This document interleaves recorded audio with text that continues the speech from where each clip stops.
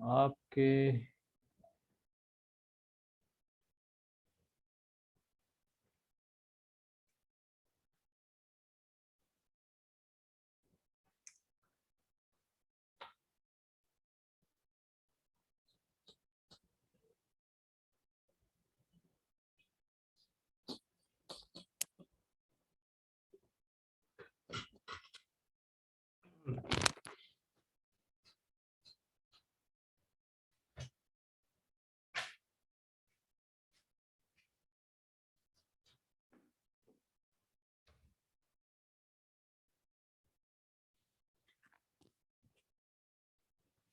ये ट्रांसपोज के अंदर एक एक पैरामीटर है।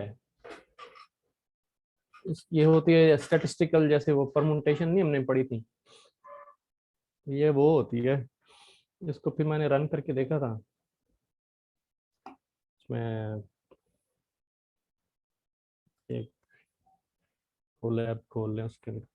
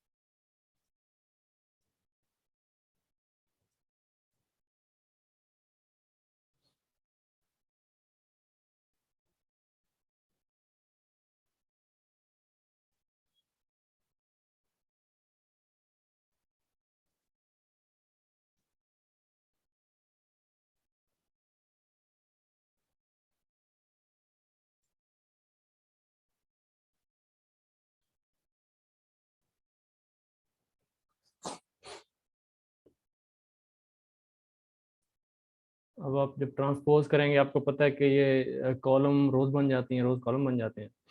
तो 1 4 यानी एक कॉलम की रो बन गई, ये 2 5 3 6।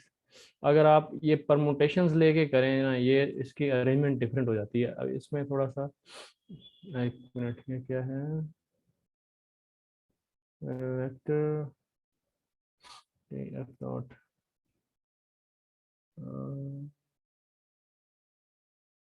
ओ एक मिनट,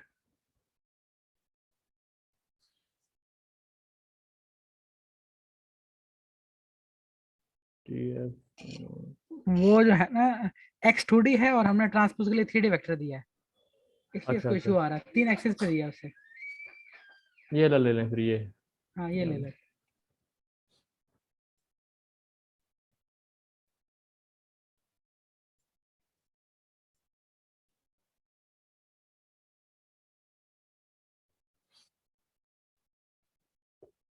अब अगर सिंपल ट्रांसपोज लें, सिंपल अगर इसका लें परमुटेशंस के बगैर,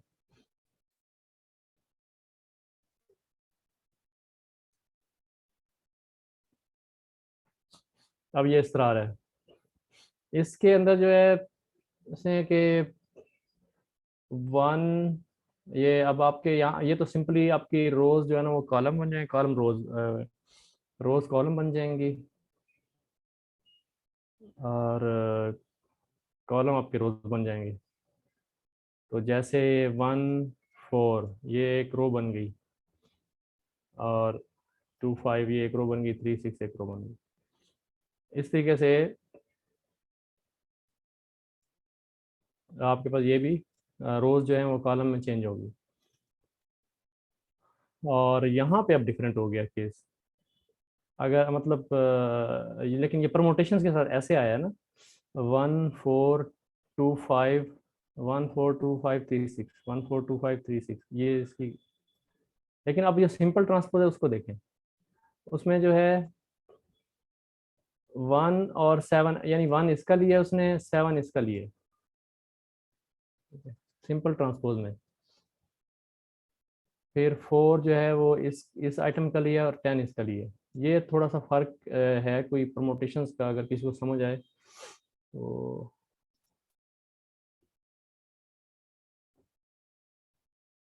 ये है कम्बिनेशन परमोटेशंस जो होती हैं आपके, जैसे थोड़ा स्टैटिस्टिकल कॉन्सेप्ट है, तो इसमें उसने यहाँ पे ये लगाया है इस जगह पे।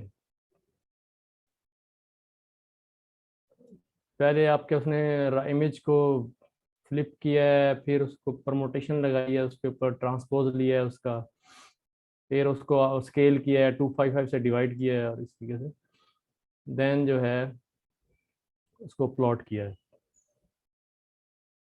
तो ये कुछ इसने किया है, अलबत्ता इसको रन हो जाए तो फिर ये आपके यहाँ पे ये आ रहे हैं, मॉडल आपका ये है, और ये आपका मॉडल डिफाइन हो गया, ये मैट्रिक ट्रेनिंग हो रही है जी अब। अच्छा, तो अब मॉडल को ज़रा देख लें।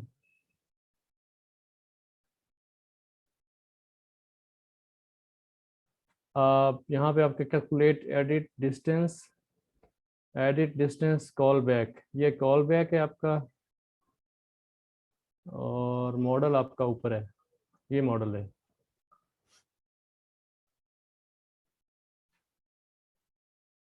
ये मॉडल है। अब यहाँ पे जी इसको इसने ये ये वाला फंक्शन कॉल किया है मॉडल के अंदर, ये वाला CTC layer, add CTC layer for calculating CTC loss at each step. तो मेरा ख्याल है काफ़ी हाई लेवल है। अब इसे सीटीसी लॉस क्या होता है ये देखना होगा, ठीक है। सीटीसी सीटीसी क्या होती है और सीटीसी लॉस क्या होता है।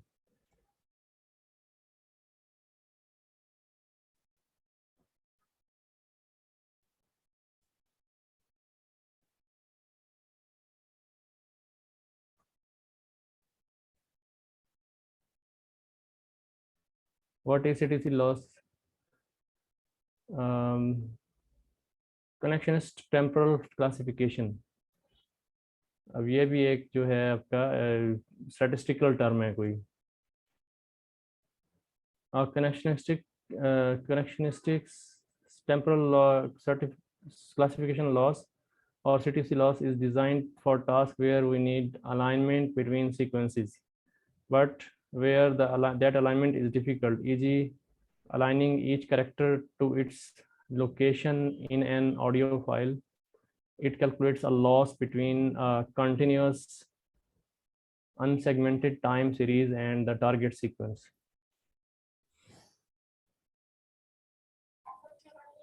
तो क्लास हो कस्टम इलाज। जी आई एम सॉरी सर। अच्छा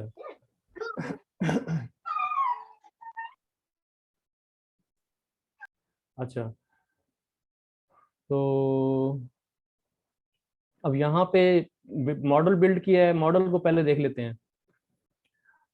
आपके पास input I image width height और चैनल 1 है इसका, और name is equal to image, और label is equal to Keras dot layers dot input label shape none. ये मॉडल आपका, आपके पास ये जो है क्या सिक्वेंशियल एपीआई जो बना रहा है, caress dot layers dot conversion 2D layer लगाई, 32 फिल्टर्स हो गए, फिर उसके 3x3 का कर्नल हो गया, रेलू फंक्शन लगाया, kernel initializer H E underscore normal. अब ये देखें ना, नई चीज़ें हैं हमारे लिए। और पैडिंग इज सेम, नेम कॉन1, नेम तो मतलब कुछ भी रख सकते हैं। और इनपुट इमेज उसको हमारी इनपुट हो गई उसकी यहाँ पे, ये सिक्वेंशियल एपीआई। उसके बाद मैक्स पूल लगाया, मैक्स पूल को फिर ये आपने इनपुट दे दी यहाँ पे। उसके बाद कॉन्वोल्यूशन 2D, अब अपना जो है दोबारा लगाया, इसमें एक 64 filter, 3x3 convolution activation ReLU convert initializer. ये देखते हैं ये क्या चीज़ होती है। इसमें हमारे लिए ये चीज़ नई है, एक ये चीज़ नई है, ठीक है। और हमारे पास CTC जो है वो नया है इस वक्त, उसको देखना है वो क्या है, फर्दर देखते हैं। अब ये कर्नल इनिशियलाइजर क्या है ये देखते हैं।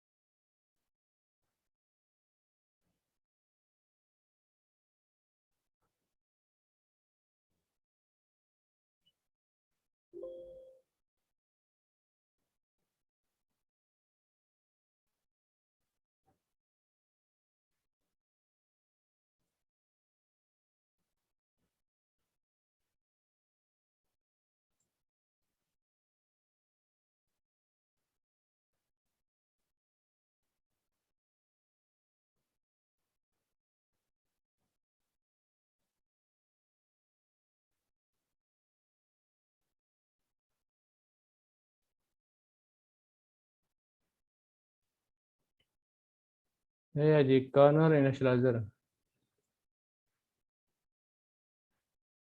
इसको देख लें।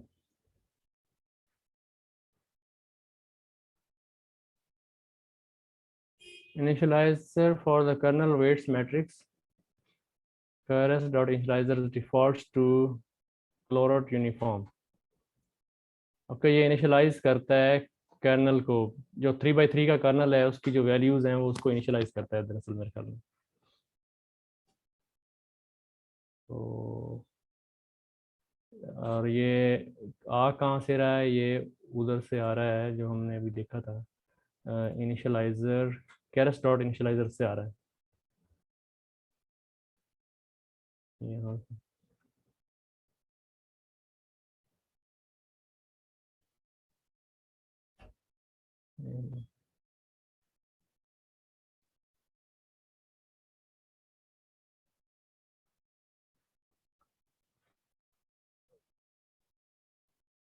Public API for tf.keras initialiser name space, ये सारे ये वाले लिखे हुए हैं। ये ह नॉर्मल है, ही नॉर्मल, अच्छा ही नॉर्मल इनिशियलाइजर, मुख्तलिफ किस्म के इनिशियलाइजर होंगे जो ये आपके कर्नल को इनिशियलाइज करते हैं। एक ये है,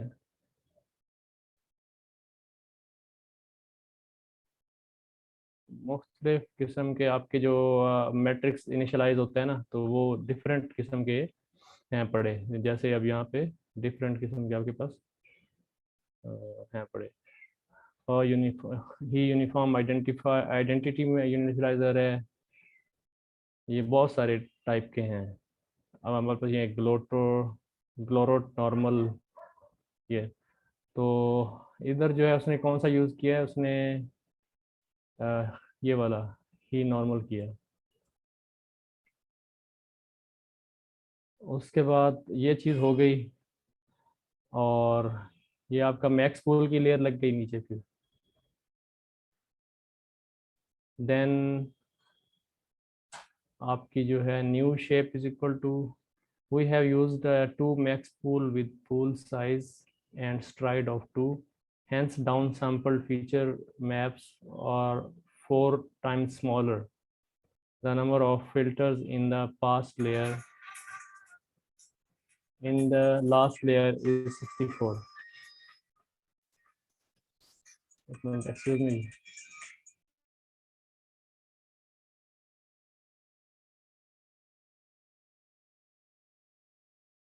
आपके पास 3x3 का जो है ना वो लगी हुई है कर्नल और पैडिंग सेम। तो इसमें जो है अच्छा मैक्स पूल जो है आपका जो लगा हुआ है, मैक्स पूल आपका हाफ हो जाएगा ना ये, हर हर हर मैक्स पूल के बाद आपका हाफ हो जाता है ना, ऐसा ही होता है ना, जो डायमेंशन होती है वो हाफ हो जाती है मैक्स पूल के बाद। 2 या 4 कम होती है, हाफ नहीं होती। नहीं सर, वो इसमें होती है, ये 3x3 का कर्नल लगाते हैं ना ओके। तो वो 2 कम हो जाते हैं, लेकिन जो मैक्स पूल होता है उसमें हाफ कर दो। हाँ जी बिल्कुल ऐसे ही है। तो उसमें आपके पास जो है ये स्मॉलर हो गया इमेज ना, यहाँ पे पहुँचते पहुँचते इधर इसकी आउटपुट जो है ना वो आपकी 4 टाइम्स स्मॉल हो जाएगी। तो उसके लिए वो कहता है कि number of filters in the last layer is 64, reshape accordingly before passing it to output to the neural RNN part. अब आरएनएन की यहाँ क्यों ज़रूरत पड़ी है, और यहाँ पे अच्छा यहाँ से जो है आपके पास जो है 2 मॉडल क्यों लगाने पड़े हैं, ये कोई बता सकता है? ये आपके पास एक तो CNN लग गया है, फिर एक RNN लग गया है, ये क्यों लग रहा है? LSTM इसमें से जो है वो पहले इमेज आएगी ना, इमेज को रीड करेगा, इमेज को मतलब उसको देखेगा और इमेज का पैटर्न देखेगा और उसका लेबल देखेगा, ठीक, उसका लेबल देखेगा। फिर जो है वो उसकी एक किस्म का, यानी कि यूँ समझें कि सर वहाँ LSTM तो इसलिए लगती है ना कि वो कंटिन्यूटी कंटिन्यू सीक्वेंस रखते हैं, sequence sequence, sequence right, sequence sequence को। और आइडेंटिफाइड। CNN तो मतलब वो आइडेंटिफाई करता है ना, वो इसलिए KNN होगी। हाँ, रिकरेंट न्यूरल नेटवर्क। के RNN है ना, अच्छा हाँ RNN वही LSTM RNN ही है ना, RNN की एक वो मतलब हाँ, वो टाइप है। सिंपलेस्ट फॉर्म है ना उसकी, सिंपलेस्ट फॉर्म है RNN। और LSTM थोड़ा सा उसकी डीप में स्टडी करता है। हाँ जी। तो यहाँ से जो आउटपुट आएगी, यहाँ से ये हो जाएगा आपका इमेज जो है उस क्लासिफाई हो जाएगा, जहाँ तक मैं समझ पा रहा हूँ। क्लासिफाई से मुराद ये है कि जो हमने लेबल बनाए थे और उन लेबल्स को हमने क्या किया था, हमने उनको नंबर्स दिए थे या 1 हॉट एनकोड किया था। तो उसके उसके मुताबिक आपके पास जो है ना वो नंबर्स आ गए, यानी कि वो इमेज कौन सी क्लास से आ रही है, वो इमेज कौन सी क्लास से आ रही है, एटसेट्रा। यानी उसके ऊपर क्या उस इमेज के ऊपर क्या लिखा हुआ है, तो उसकी क्लास को हम यहाँ तक आइडेंटिफाई कर लेंगे, ठीक है। तो उसके बाद वो न्यू शेप ले रहा है, और new shape is equal to image width और इमेज हाइट मल्टीप्लाई 64। इसने ये क्यों किया है? अच्छा ठीक है, क्योंकि आपकी जो इमेज विड्थ है ओरिजिनल वो 4 टाइम्स रिड्यूस हो गई है ना, ठीक है। तो पहले वो उसको कर रहा है कि उसकी शेप को 4 से डिवाइड कर दिया उसने, देन 64 से मल्टीप्लाई किया। अब मेरे ख्याल उसको रीबिल्ड करने के लिए the number of filters in the last layer is 64। तो आपके पास जो लास्ट लेयर पे कितने हैं, 64 हैं, ठीक है। Reshape accordingly before passing the output to the RNN part of the model. तो यहाँ पे ये रीशेप कर रहा है अब बेसिकली। और उसके बाद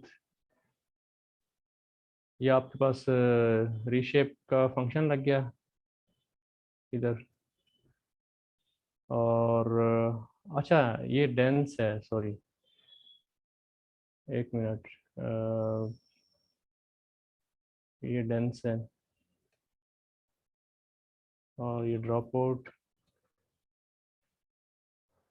बाई डायरेक्शनल LSTM, फिर आपके पास दोबारा बाई डायरेक्शनल LSTM, और then +2 to account for the 2 special tokens introduced by CTC loss.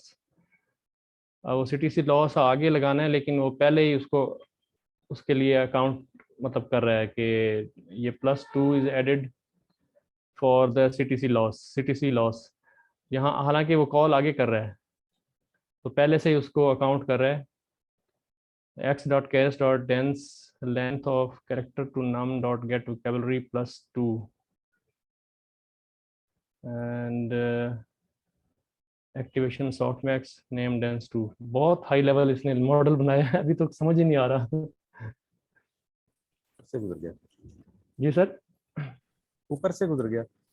ये ऊपर से गुजर गया। लॉस क्या होता है? जी, ये CTC लॉस क्या होता है? CTC लॉस हम अभी पढ़ रहे थे। यहाँ पे ये देखिए, ये है connection temporal classification loss. Okay, connections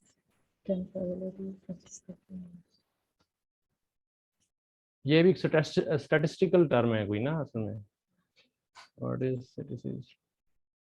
Connections temporal classification is a type of neural network output and associated scoring function for training recurrent neural networks and LSTM networks to tackle sequence problems where the timing is variable.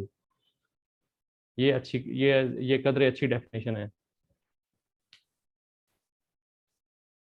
New terminology मिल रही है, ये सब तो हमने पढ़ा ही नहीं था book में। तो हमने तो बिल्कुल बेसिक चीजें पढ़ी हैं ना, तो आगे तो चीजें ज्यादा एडवांस्ड हैं। जब आपके ज्यादा प्रैक्टिकल, अब ये प्रैक्टिकल एक ये वाला जो आपका एक जिसने सॉल्व किया है, ये बड़ा हाई लेवल प्रॉब्लम है। अगर आप इसको समझ लेते हैं और आप इसको कर लेते हैं, या आपको इसके डेप्थ समझ आ जाती है, तो दैट मीन्स आपने इसको कर लिया है। ठीक है, डीप लर्निंग को आपने अचीव कर लिया है। तो अगर आप समझ जाते हैं ये वाला क्यों हो रहा है, ये चीज़ें सारी क्यों ले रहा है, CTC लॉस क्यों ले रहा है, और ये दो मॉडल्स को क्यों ज्वाइन कर रहा है, एक आपका डेंस अपना, एक आपका जो है कन्वोल्यूशन का है पार्ट, यहाँ तक कन्वोल्यूशन आ रही है, उसके बाद आगे आपके ये LSTM लग रहा है। तो ये है, इसको थोड़ा सा समझना पड़ेगा, और अगर समझ आ जाती है तो आप समझें कि आपने इसको अच्छे तरीके से अचीव कर लिया। ये एक बड़ी एक अचीवमेंट है अगर हम इसको कर लेते हैं। तो बेसिकली यहाँ पे इसको ज़रा पढ़ें गौर से ना। We have used max pool with the pool size of stride 2। तो stride हमने 2 रखा है ना इधर, ये 2 स्ट्राइड है ना। तो जब 2 स्ट्राइड करते हैं तो वो हाफ हो जाता है, उसकी डायमेंशन जो आ रही होती है, इनपुट की डायमेंशन हाफ हो जाती है। तो क्योंकि 2 मैक्स पूल लगे हैं तो ये 4 टाइम्स कम होगी। ठीक है, यहाँ पे आपके पास ये 4 टाइम्स कम आया है। अब जो है बेसिकली यहाँ पे आपके पास है 64, यहाँ पे जो मतलब आ रही है इनपुट पे आपके फिल्टर जो है वो 64 है। तो उसने इसलिए कहा है कि the number of filters in the last layer is 64। यहाँ पे अब आपके पास जो इसकी लास्ट लेयर है, ठीक है, 64। तो दैट मीन्स कि हमें क्या करना है, reshape accordingly before passing the output to the RNN part of the model।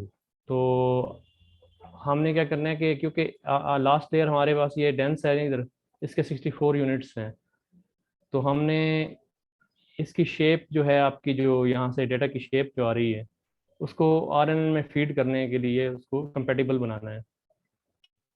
तो ये उसने मॉडिफाई किया इसको। इमेज विड्थ और इमेज हाइट क्या है इधर, इमेज ये है 128, ये है 32। 128 डिवाइडेड बाय 4 क्या होगा?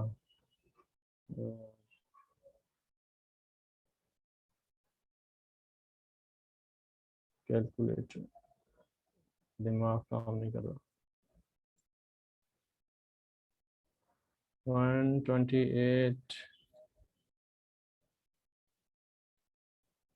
4 और 32 डिवाइड बाय नहीं, वन क्या था? 128 डिवाइड बाय 4,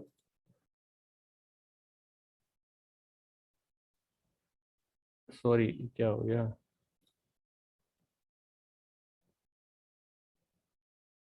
32 और 32 डिवाइड बाय 4 8। तो आपका जो यहाँ पे आ रहा है ना, वो बहुत कम आ रही है ना इधर, इसकी शेप। तो उसने क्या किया कि 128 डिवाइड बाई 4 32 और 32 डिवाइड बाई 4 8, इसको मल्टीप्लाई कर दिया 64 से, ठीक है। और न्यू शेप, लेकिन मेरे ख्याल में ये सिर्फ इसको हाइट को मल्टीप्लाई कर रहा है इस वक्त यहाँ पे, ऐसे ही। यस सर, तो सिर्फ हाइट को ही मल्टीप्लाई कर रहा है क्योंकि बीच में तो कॉमा आपकी सेपरेट हो गया ना। हाँ, लेकिन सिर्फ हाइट को कर रहा है ना, विड्थ को नहीं कर रहा। ये आपकी 32, नहीं ये विड्थ, तो विड्थ आपकी हाइट से 128 थी ना, विड्थ विड्थ 128 थी, हाइट 32 थी। इसलिए कोई कमेंट लिखा हुआ है वहीं वही ना जहाँ मल्टीप्लाई कर रहा है, उसको जरा देख ले, मैंने पढ़ नहीं सका उसे, जहाँ ये ऊपर लिखा हुआ है। सर ये देखें ना, आपकी इमेज विड्थ कितनी है? इमेज विड्थ कितनी है? विड्थ है आपकी 128, ठीक, डिवाइड बाय 4, सही है, इस तरह है ना। ये आएगा 32, और आपके पास यहाँ पे तो ये है ना ब्रैकेट है, तो ब्रैकेट यहाँ तो मल्टीप्लाई कॉमा आ गया ना बीच में, सही। तो ये आपका 128 और 32 4, तो ये यहाँ पे आया आपका 32 और यहाँ पे आया आपका 8, और बेसिकली वो इस 64 सिर्फ इससे मल्टीप्लाई कर रहा है, तो मल्टीप्लाई इसे 64,